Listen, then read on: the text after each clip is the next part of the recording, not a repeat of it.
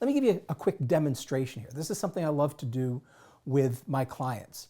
It's a very simple exercise. And what I do is I get people to pair up and I tell them, and I show them a brick, and I tell them, I want you to go back and forth in your pairs and spend 30 seconds coming up with all the different ways in which you could use a brick.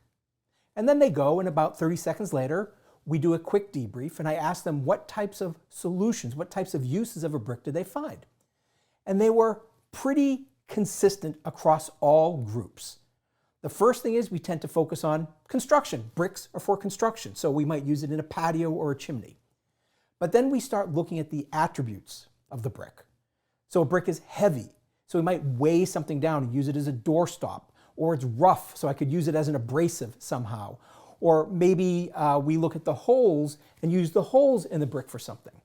So that's the first thing we tend to do, is we look at the problem through the lens of what we know about the problem, our past experiences with that problem. Then what I do is I tell the group that we're going to try it a different way. It's the same question. What are all the different uses of a brick?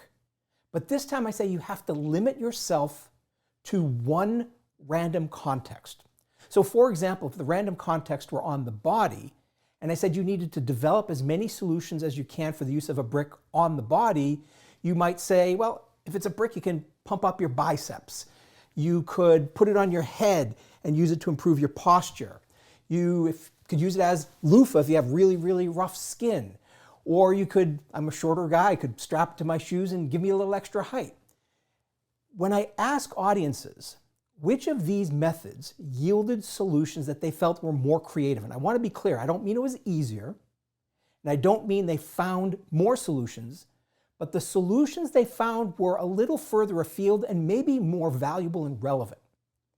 And what we find is that given that choice, 90% of audiences choose the second method. Now, here's what I want you to think about, is the first method, you could do anything with a brick. There were no constraints, no limitations. That's the thinking outside the box method, yet less than 10% of audiences typically find that their solutions were interesting. But when we put constraints on it, when we say we're going to use a brick for this specific instance, that's when we get better, deeper, more valuable, and more relevant solutions. So again, the key here is you don't want to think outside the box, you want to find a better box.